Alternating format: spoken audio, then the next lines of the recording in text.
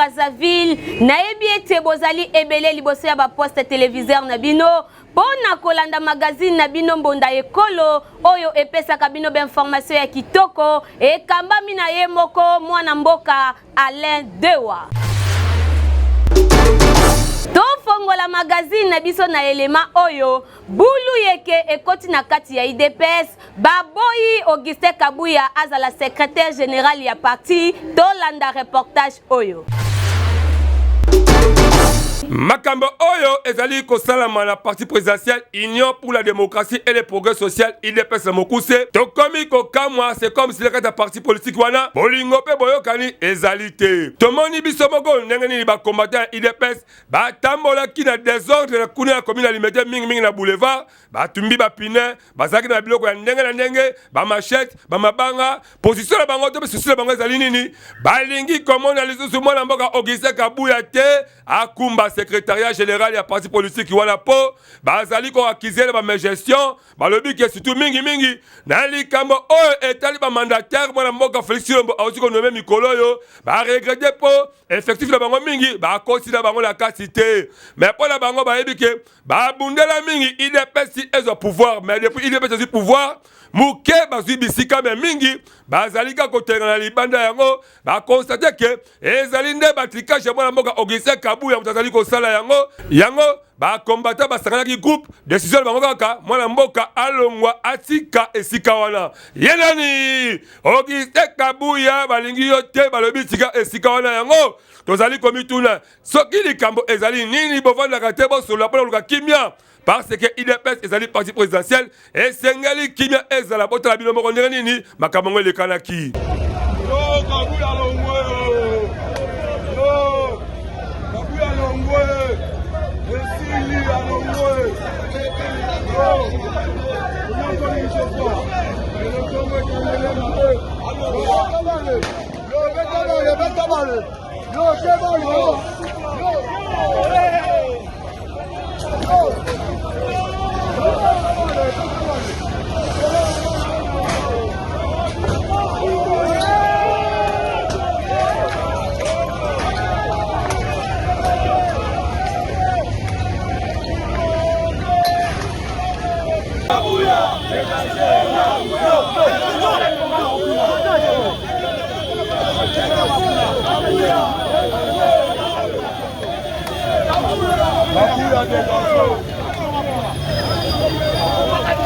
Tokosenga na mwana mboka Victor Wakwenda na Augustin Kabuya bozali bino nyoso tuba na tata moko mama moko tata na bino nani Etienne Tshisekedi wa Mulumba oyo molimo nezo pe na kimia kuna na mozole pe IDPS yango zali parti politique na bino bozala na boyokani makambo misusu ezali makambo ya soni banguna na bino bako profiter po balo baketala parti présidentiel makambo ezali komema na kati ya Congo boye tobeti simbonda po tolingi kimia ekotaka kuna. Eliezer Tambwe député national alobeli ba makambo ya mabe oyo ezali ko salema na ba morgue na ville province ya Kinshasa tolanda reportage oyo. Kinshasa, tobeleli yango 3 fois po Kinshasa. Batu bakoba koluka bambongo na bango na ba façon moko impossible ya kokamwa pe ya kokamwa. Baswahili balobaka tunanza kushanga parce que mabe ekoma koleka mingi nyoso tukaka pona nini? Batu bakoba koluka ba moyen de vivre. Lelo na kati ya ville province ya Kinshasa okomona surtout la likambo oyo etali ba morgue. Toyebi ke ezaka esika batiaka nzoto ya moto soki awei mais na butu ekoma kalango ba chambre froide. Okomona ba mama batekaka ba Thompson ba soso surtout mingi ba vivre frais ba comment ko comprendre ba ba morgue po ba profiter ka biloko la bangela la rakuna ezwa kamalili esili bongo te toyebi pe mingi lisusu même ba ndeko o batekaka ba opire na ba mai ya komela mingi balali se rappelle kati ya ba morgue po ba luka ke malili wala pe ba profiter na ngona tongo ba tekela ka biso mais kozanga koyeba ke soki mutawai ba microbe ya ndenge na ndenge ezaka la kati yango ba lobaka mingi na ba morgue tolata ba masque parce que ba yebi ke ba maladie ya ndenge na ndenge ezalaka provoquer esika wana mwana mboka Eliezer Tambwe o azali député national kutu ye abetisaki mbonda kuna na parlement na likambo yango toka ndenge nini elekanaki na lobi ba morgue oyo bakotonga na ba quartier ezali ko jouer deux rôles honorable président na ndenge ya moi boye eza morgue bisika bazo bomba bibembe Na butu bao nyonso basombaka basoso, basombaka mipanzi, soki basombi te, bakeko bomba ngona kati ya morgue, honorable président. Dans quelle morgue on les fait? Dites-nous. Je vais citer. Nazana ba morgue, nazo échantillon ya 7 parce que na ebaki ke okotuna nga mutuna. Nazana morgue ya Luindu, ezana Ozone. Ya Ngondo, ezana Elengesa. Nazana morgue ya Point Final, ezana Limete. Nazana morgue ya oyo ezali na maison communale ya Ngiringiri. Eza wana honorable. Awa tokobelela pe tokosengela bakozi ya mboka. Bofongola miso na likambo etali ba morgue. En plus, ba morgue ngope komo tongama na divagation partout komona kaka et comme ba morgue même na ba quartier oyo ba tozali ko vanda, ba morgue et comme partout la désordre. Mingi fuko yeba ke ba groupe électrogène ba ngope to ba courant d'elle et be ba nango depuis kala. Ba koma ko la sablo la kati ezali mabe makasi po na tongo ba ko lesa biso to ebite bisika biloko la ebimelaka. Yango zomo na bana kini ba koma ko bela maladi ya ndenge na ndenge. En plus pe population toza la mayele, toza la bolingo, koyeba ke esika nini esekeli ko bomba biloko na yo. Ba chambre fond des ali, likaba morgue, to tikela bibembe awa, to beteli kambu. Augustin Mungimi, secrétaire général et affaires coutumières, a lobeli statut ya ba chef coutumier, to landa propos recueillis oyo. En fait, à tout moment, tous ont lancé ma réponse à chef coutumier. Ba utiliser ba moyen nyonso. Ba appuyer ba forces armées na biso. Ba appuyer mokonzi na biso na des forts nyonso azo sala pour na récupérer ma billet na biso na mboka ya ba agresseur. C'est ça le travail que les chefs de coutumier sont en train de faire. Nous sommes très unis, nous sommes derrière notre chef, nous sommes derrière notre gouvernement, nous sommes derrière nos forces armées. Matin et soir, nous sommes en train de prier. Ba prière na wote ko yamba ba misu soir ba witi Sud Kivu. L'Isola, l'Iboso, Kaka, donc tout le monde a commis tous les sous na moral au regard de ce qui se passe avec. Donc nous sommes derrière notre chef, nous sommes très concernés par rapport à la situation et ils ont la Tant article 14, tant article 17, le secrétaire général n'est pas là. Jusque-là, c'est au niveau de la base. Et la loi parle de la famille. Et la famille ne peut pas désigner seule et à désigner Batou. Ce que Zalima en vacances, comme je le dis toujours, État chefferie, loi est désigné gouverneur. Ce que Zalima en chef de groupement, loi est désigné chef de chefferie ou de secteur. Ce que Zalima en village, loi est désigné, n'est-ce pas, chef de groupement. Bah, on dit batali, makamouya dévolution ya pouvoir coutumier. Biso makamouya va rekoya, tous en 26 provinces, avec au-delà de 88 000 villages. Et nous, ce sont des lettres qui nous parviennent. Tala, tala, tala, tala, tala. Et à ce moment-là, nous remettons dans le gouverneur des provinces par rapport à la désignation de l'Obiboy. Mibeko par rapport à conflit et l'Obiboy. Tosengi au Salaboy, Tosengi au Salaboy, Tosengi au Salaboy. Et on se limite là-bas. On est là pour faire appliquer les textes, pour faire exécuter les textes. On n'est pas là dans beaucoup plus dans le niveau de la désignation de la chef parce que loi la mission c'est Kabola va pouvoir et Zali bateau dans le temps on va s'occuper par là. Dédoublement et sanitaire, dédoublement il y a chef coutumier. Et ça la maman. Moi je me pose cette question. J'ai demandé au bourgmestre la fois passée, j'étais un journaliste là. Tout ce qui se passe là-bas, parfois c'est voulu. Ok, il y a une commune, telle commune, vous avez combien de groupements? Vous avez combien de villages? Mais il y a des problèmes. Le nombre de groupements ainsi que des chefs, le nombre de villages ainsi que leurs chefs. Je pense que vous avez un département. C'est mon partenaire, c'est le bourgmestre qui doit faire ce travail-là au niveau de la ville. Mais au niveau de la province, il y a des chefs de secteur, il y a des chefs de chefferie, il y a des entités là-bas. Ça, la nomenclature, c'est tout. Ce n'est pas à notre niveau de faire toutes ces nomenclatures-là. Pour appuyer un projet tout ça.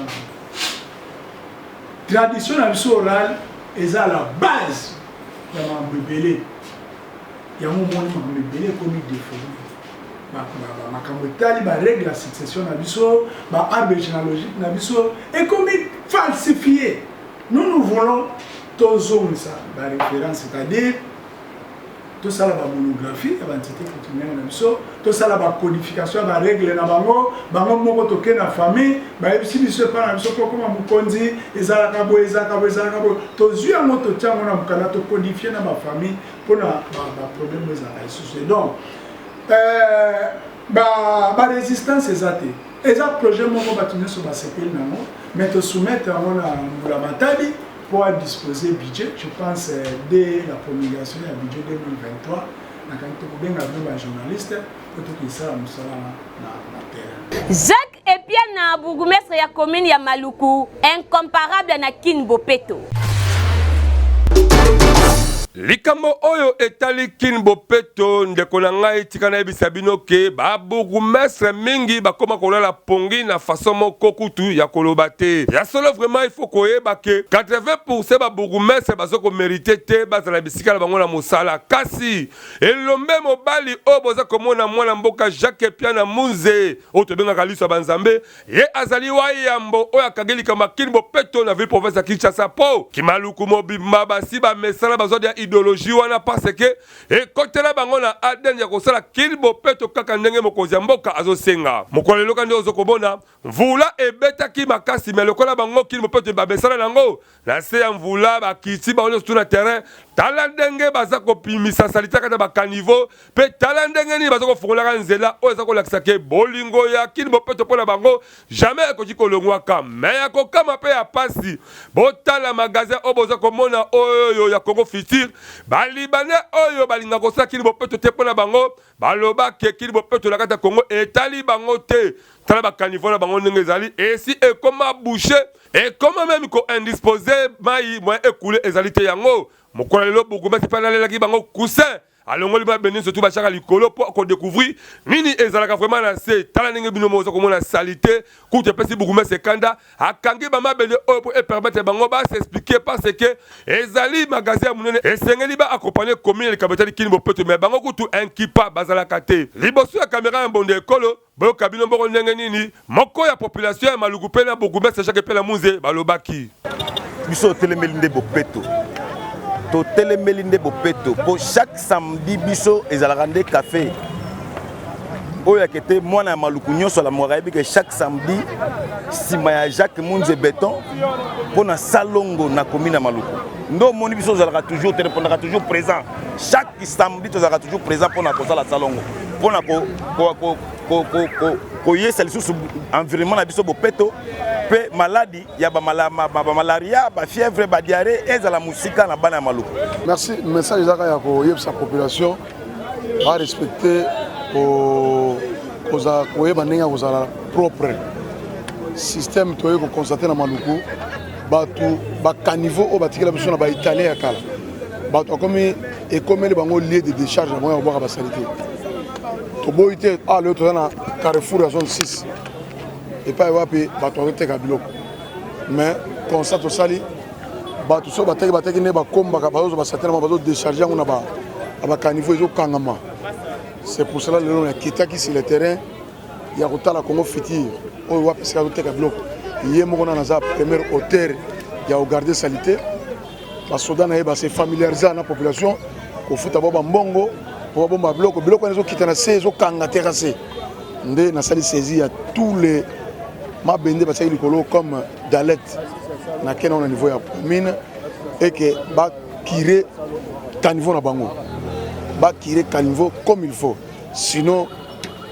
vente aux alati tokosenga na population ya Maluku obo mesala kosala Kin Bopeto parce que yango se kotabilo na makila kutu koleka ba commune surtout ata balobi bazo kabola biso to ba kabola ba cadeau Maluku nde ekozala première parce que awa Kin Bopeto esi ba vandisa idéologie nango na niveau moko a zéro ya blague te kutu commune moko te kokoloba ya Maluku ezala kate mwana mboka Jacques Epiana Munze continuez comme ça la moussala non de ça comme ça moussala papa parce que vous allez vrai autochtone ya Maluku donc ayebi Maluku bobimba pe ayebi sécurité ya Maluku donc la kata Kinshasa muta comparer na yo kutu azala kate moussala no c'est monana parce que au force la susute okoma ko sala ngokaka ndenge ba konzi balingi boye kutu to betelo maboko pe mbonda ele vraiment out to sera na yo okene liboso moussala na yo et monani ba civique ba drogué we wa pe ba botoli moto na ye to landa reportage oyo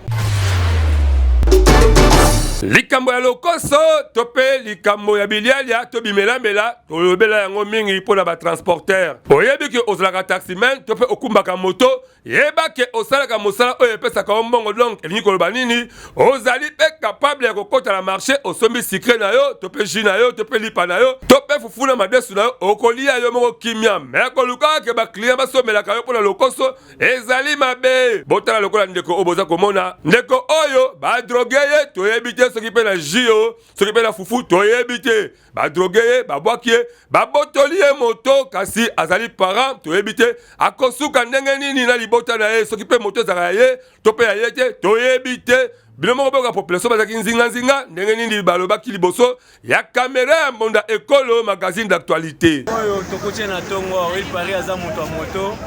badroge ndenge aza baza na kwiti ya drogue aza kose retrouve te mais vi document batikeli biloko nyonso azalaki nango bazwi batikeli na fiske document ya autorisation de circulation ya commune na bango totangi commune azali mwana commune ya Ntsele na avenue Kayemba numéro 77 na kombo ba commune na document ezali Kalubi Ngalula voilà nde kombo na eza na document Kalubi Ngalula nde kombo na ye Kayemba 77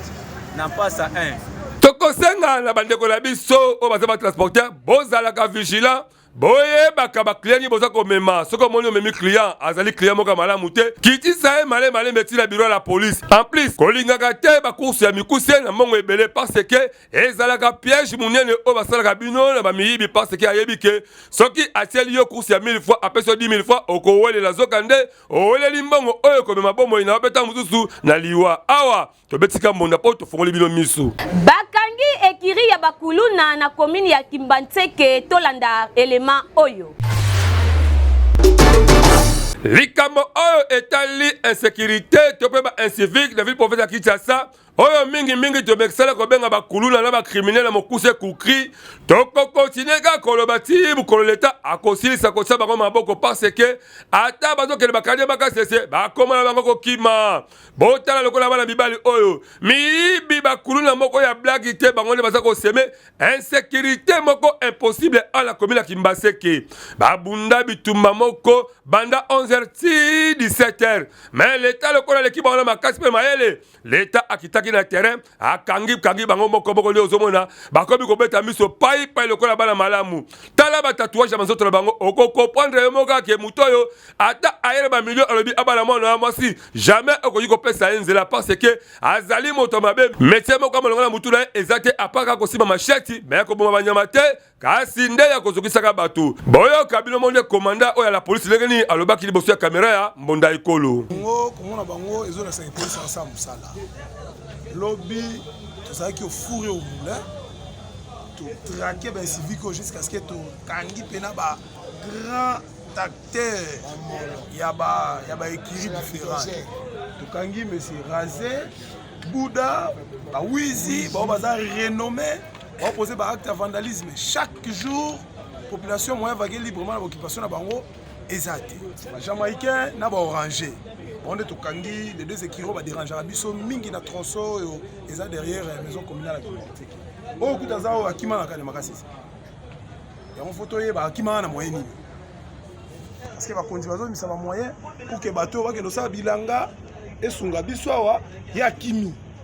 Dans ça maile ba kasse koleka ba konzi. tokosenga na mwana mboka Daniel Aselo ozali ministre na makambo etali sécurité intérieure na mboka Pena général Kasongo bosangisa mayele pour la redoubler sécurité na mboka parce que awa tokobi kokende muke tokoma na suka ya mbula donc yengi koloba nini insécurité est comme makasi parce que bamiyibi na bakuluna tope ba criminel bango pe bakobi koluka ndeni bakosomela basi na bango na bango bilamba na makambo kimoyibi awa tolingi sécurité eleka makasi bo doubler sécurité pour makambo oyo ezala musika de manière que population affectée ba fin de l'année na ndenge ya kimia na ndenge ya esengwa biso awa tobetisika mbunda banyati mutu pe apanzani mutu na commune ya Kimbantseke na quartier 3 na boulevard Lumumba soki oza na motema te okotalelema oyo te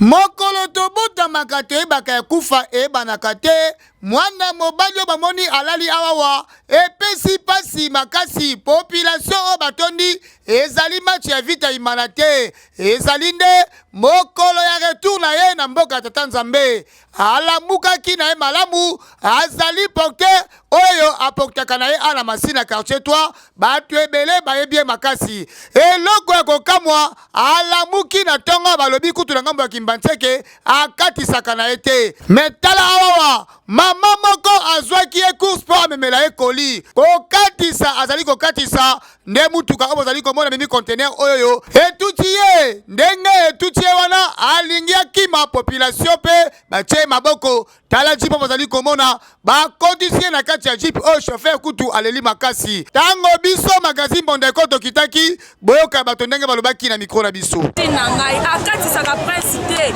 ya suka aka kuna bamama mitema mabe bao bazala so ikure ekei motema moto atomboli mwana bato aye lelo aza lelo na liwa mutango akimi tozomona ye te mwana moko ya motema malamu mwana moko ya malamu azwa charge na ye ebemo compagnie ezwa charge baleta asa musala balana matricula ya remorque ana ti place na société oyo ya remorque ya balanda société ana bia kuna mamona telemi akimi mbango mamona nite abandi kolanda fufuna ti baye kokengele koto bakangaka compagnie oyo chauffeur azwa charge ya moto oyo bapesa famille ya mwana mobali onenga okufi boye bababukaki deja makolo moto atika na bomoya tika telema balingi te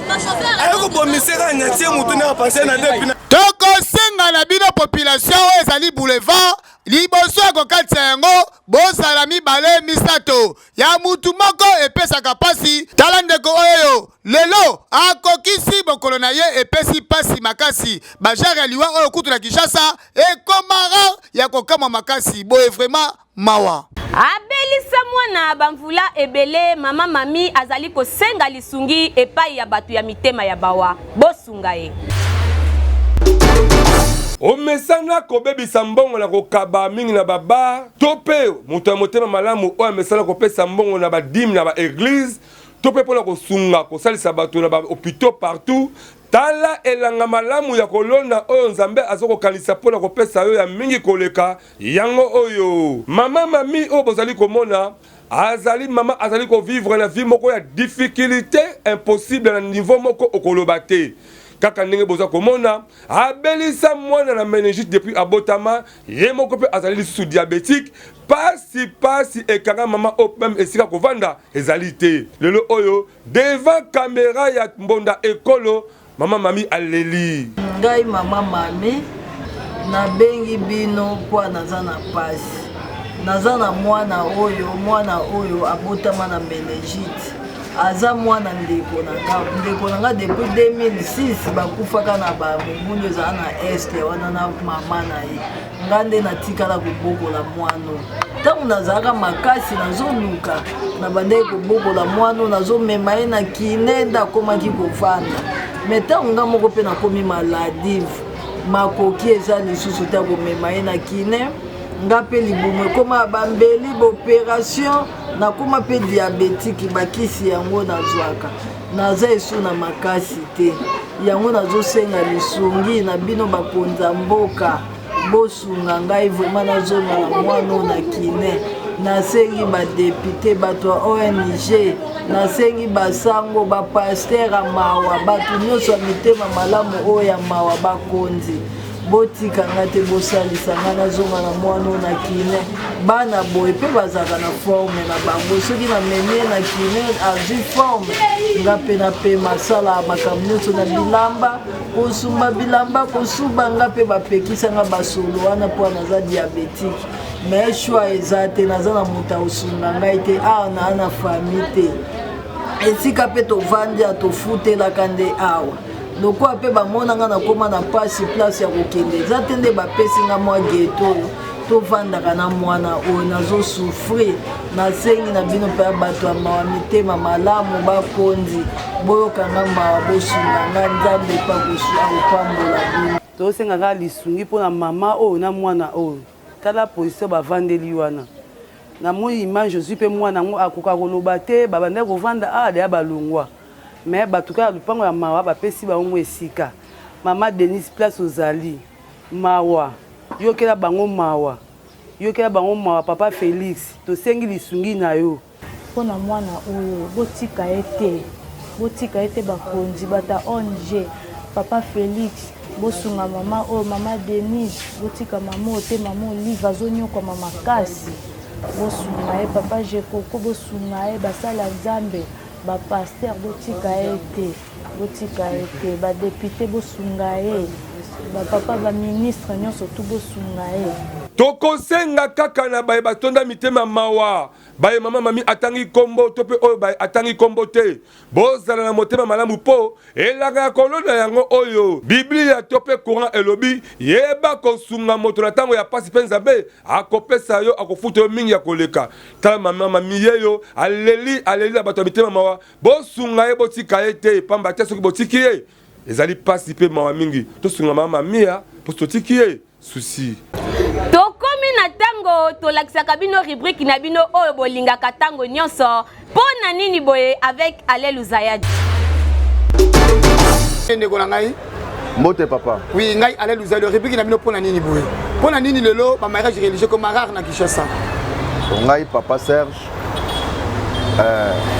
ba mariage est comme rare na Kinshasa premièrement ezananu ba jeune ba moyen makoki vraiment ya kokende kobala mwasi ezate yango ekoma keno mutu akoma ko raisonner akoza na mwa quelque chose na ye mais akoluka akende na ye peut-être na nzela mukuse ka akende kobala mwasi mbala moko mbote papa oui ngai kombo nanga Alelu Zayadi yo kombo na nani kombo nanga mo bapai oui pona nini boye mabala ya ko fande comme ebele na Kinshasa pona nini mabala ya boye koma ebele parce que bon makoki penza ya kobala mwasi eza te yango biso bajene tokoma koleka na biso na nzela mokuse osente baye batikeli yo mwasi ofuti mwa basoso mwa mikongo ofandi na mwana mutu kaka bongo parce que makoki eza te ya kobala penza lelo mabala ekoma cher ozoyoka bazosengo $3000 $4000 40 kaze 50 kaze yo mosala eza te mosala ezanga ntina ya kokende koteka mai bachase yo pire okozwa mbongo wapi ya kobala mpona nini boye mpona nini boye nandaka mingi mpona nini lelo mabala yaka tofande komi ebele na Kinshasa mabala yaka tofande komi ebele na Kinshasa po conjoncture no ya mboka eza mabe libala eza symbole soki tozwi neti na Inde okopesa kaka chaînette ya pamba argent ozwi mwasi me awa bazotaxe yo groupe électrogène ya 100 kVA 30 panneaux bon 30 panneaux eza boutique te vaut mieux na sente kaka mwasi ta bana misato mibale malembe tokoma osala kaka bongo po autrement kosala eza te mboka eza mabe mpona nini boye po mboka eza mabe